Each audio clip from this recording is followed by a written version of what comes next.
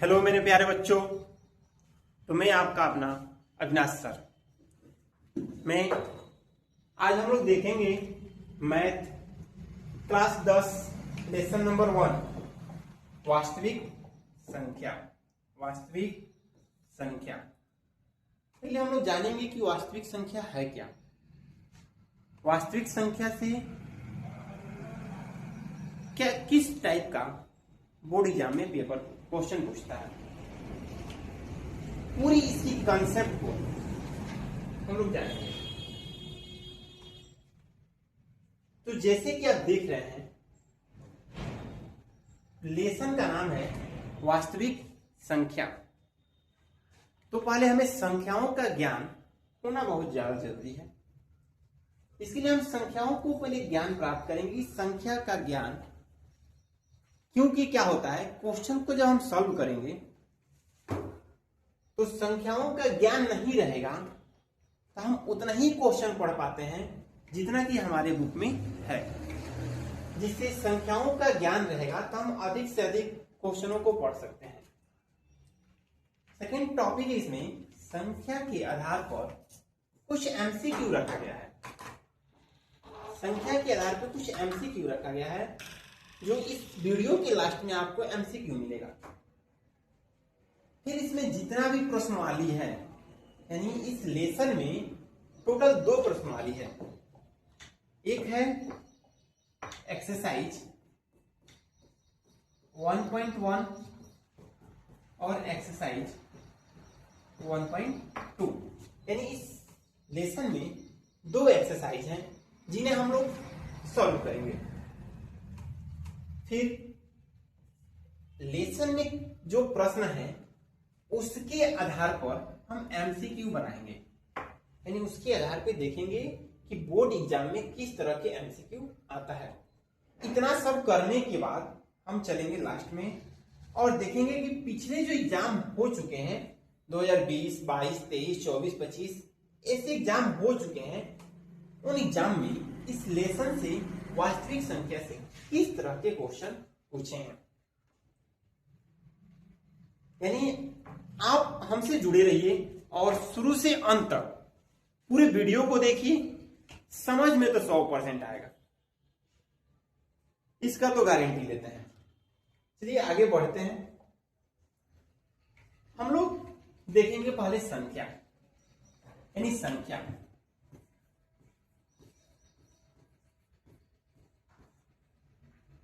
क्या भाई, कहीं दिख रहा है कुछ और, हो जा रहा है कुछ और। संख्या क्या भाई, संख्या। संख्याएं देखिए 2 तरह के होते हैं। एक होती है वास्तविक संख्या,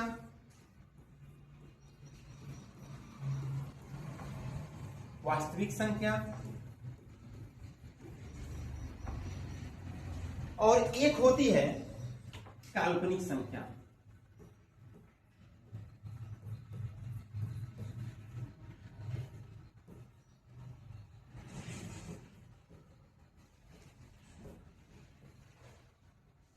संख्याएं 2 तरह की, एक होती है वास्तविक संख्या और एक होती है काल्पनिक संख्या। अब पहले हम जानेंगे सर कि वास्तविक संख्या क्या है और काल्पनिक संख्या क्या है। यानी यह वास्तविक संख्या क्या है और यह काल्पनिक संख्या क्या है।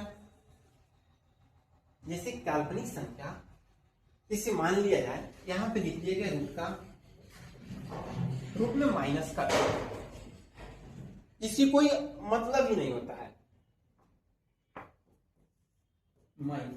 माइनस का 3 यह काल्पनिक संख्या हो गया। इसमें आएंगे वास्तविक संख्या में।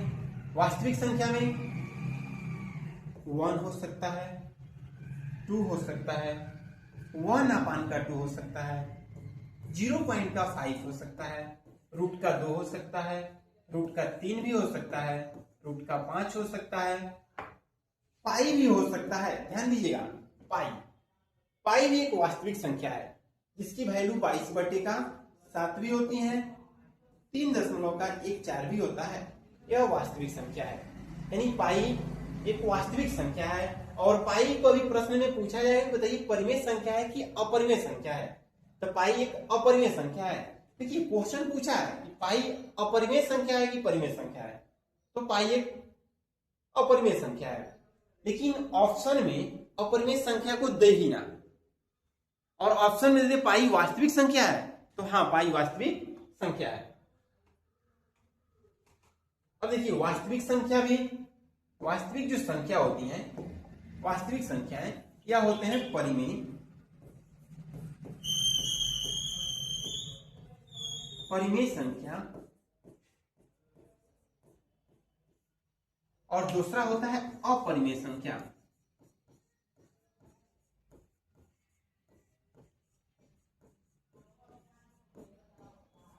वास्तविक संख्या एक होता है परिमेय संख्या, एक होता है अपरिमेय संख्या। एक क्या होता है परिमेय संख्या और एक क्या हो गया भाई अपरिमेय संख्या। यानी परिमेय संख्या और अपरिमेय संख्या। अब परिमेय संख्या क्या कहता है, परिमेय संख्या कहता है कि इसे p अपान q के रूप में लिखा जा सकता है, लेकिन q की जो वैल्यू हो वह 0 नहीं होनी चाहिए। q की वैल्यू क्या नहीं होनी चाहिए, 0 नहीं होनी चाहिए। अपरिमेय संख्या, अपरिमेय संख्या p अपान q के रूप में नहीं लिखा जा सकता है, नहीं लिखा जा सकता है। यानी परिमेय संख्या को p अपान q के रूप में लिखा जा सकता है और अपरिमेय संख्या को p अपान q के रूप में नहीं लिखा जा सकता है। आप समझे, संख्या, संख्याएं दो प्रकार की, एक वास्तविक संख्या और एक काल्पनिक संख्या। वास्तविक संख्या एनी नंबर यहाँ पे रखा गया है, काल्पनिक संख्या रूट का -2 -3 ये काल्पनिक संख्याएं हैं। वास्तविक संख्या एक परिमेय संख्या और एक अपरिमेय संख्या से मिलकर बनी होती हैं। आइए जानते हैं परिमेय संख्या। के लिए पेज को ओपन करेंगे। अब देखिए यहाँ पे जो परिमेय संख्या है इसमें 3 संख्याएं आती हैं। एक आती है पूर्ण संख्या, एक होती है पूर्णांक और एक होती है प्राकृतिक संख्या। पूर्ण संख्या मतलब कोई एक ऐसी संख्या हो जैसे 0, 1, 2, 3, 4, 5, 6 ऐसे इनफिनाइट यानी अनंत तक ये संख्याएं क्या है, पूर्ण संख्या है। पूर्णांक मतलब कोई भी हो सकता है, अनंत से आते हुए -4, -3, -2, -1, 0, 1, 2, 3, 4 ये सब क्या हो गए, ये सब पूर्णांक हो गए। प्राकृतिक संख्या 1, 2, 3, 4 ये सब क्या है, प्राकृतिक संख्या है। आपने देखा कि जो 0 से था वह पूर्ण संख्या था, जो 1 से स्टार्ट हुआ वो प्राकृतिक संख्या हुआ, जो 0 के पूर्व और 0 के बाद यानी -b और +b यह सब क्या मिल गया हमको, पूर्णांक। अब समझते हैं प्राकृतिक संख्या क्या है।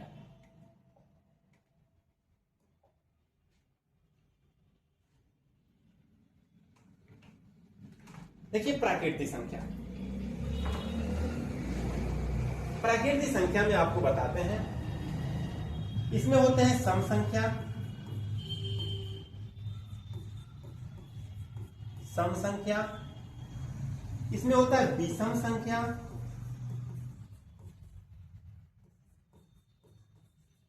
विषम संख्या, सम संख्या, विषम संख्या, इसमें होता है भाज्य संख्या,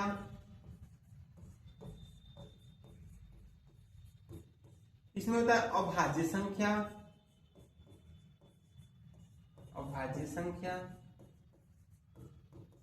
इसमें होता है सह अभाज्य संख्या,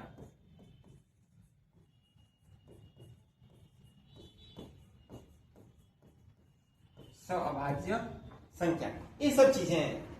सम संख्या जो 2 से कट जाए, विषम संख्या जो 2 से ना कटे, भाज्य संख्या जिसका भाजक केवल 1 हो, अभाज्य संख्या। इन सभी संख्याओं को हम लोग यहां एक बार देखते हैं।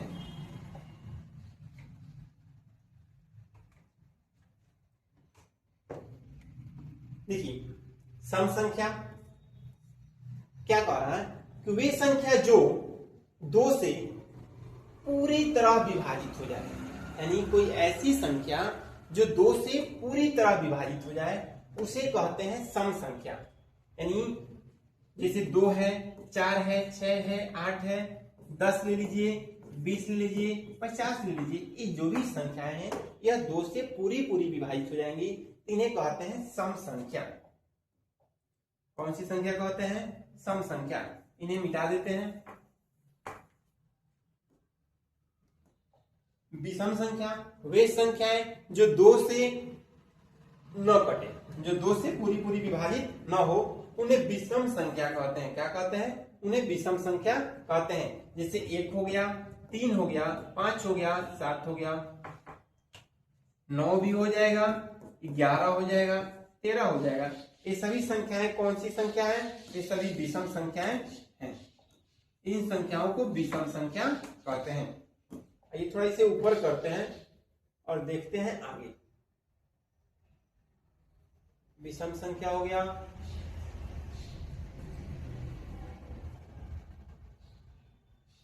आइए देखिए,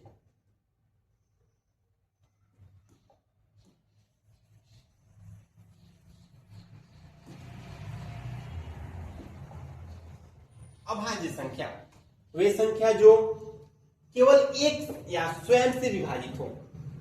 वे संख्या जो केवल क्या हो? एक से या स्वयं से विभाजित हो, ऐसी संख्याओं को क्या कहते हैं? अभाज्य संख्या कहते हैं। जैसे इसमें जो भी संख्या दिया गया है, जैसे 2 है, 3 है, 5 है, 7 है, ये संख्याएं या तो एक से विभाजित होंगी या तो स्वयं से विभाजित होंगी। भाज्य संख्या वे संख्या जिनके 2 से अधिक गुणनखंड हो, जिनके 2 से अधिक गुणनखंड हो, भाज्य संख्या कहलाती हैं। यानी वे संख्या जिनकी 2 से अधिक गुणनखंड हो, वो क्या कहलाती हैं? भाज्य संख्या कहलाती हैं। थोड़ा सा इसको ऊपर करें। एक हमारे पास आ गया सअभाज्य संख्या, यानी संख्याओं का ऐसा जोड़ा इसका उभयनिष्ठ गुणनखंड केवल 1 हो। संख्याओं का ऐसा जोड़ा इसका उभयनिष्ठ गुणनखंड 1 हो, उसे सअभाज्य संख्या कहते हैं। आशा करते हैं कि अभी तक आपको जितनी संख्याओं के बारे में बताया गया है वो सब चीजें आपको समझ में आया होगा। चलिए अब इस संख्याओं के आधार पर कुछ एमसीक्यू प्रश्न है जिसे देखते हैं। फर्स्ट यानी पहला क्वेश्चन आपके सामने है, क्वेश्चन नंबर 1 कह रहा है कि 2 सअभाज्य संख्याओं का एचसीएफ कितना होगा। यानी 2 सअभाज्य संख्याओं का एचसीएफ कितना होगा। ये बोर्ड में पूछा गया क्वेश्चन है, बताइए। 2 सअभाज्य संख्याओं का एचसीएफ 1 होता है। कितना होता है बाबू? 1। यानी इसका आंसर क्या हो जाएगा? 1।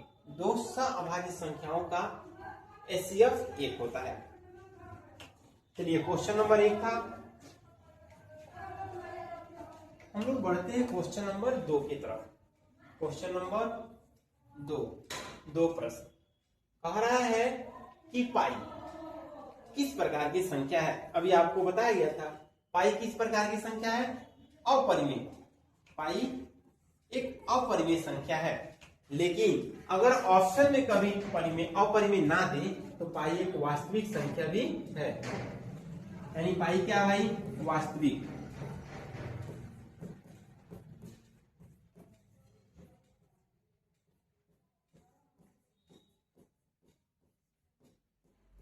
वास्तविक संख्या है। चलिए नेक्स्ट क्वेश्चन की तरफ देखते हैं।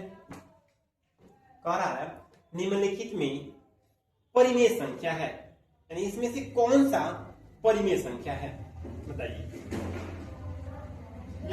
यह नहीं है। रूट का 2 परिमेय संख्या नहीं है। रूट का 3 परिमेय संख्या नहीं है। रूट का 9 परिमेय संख्या है। क्यों?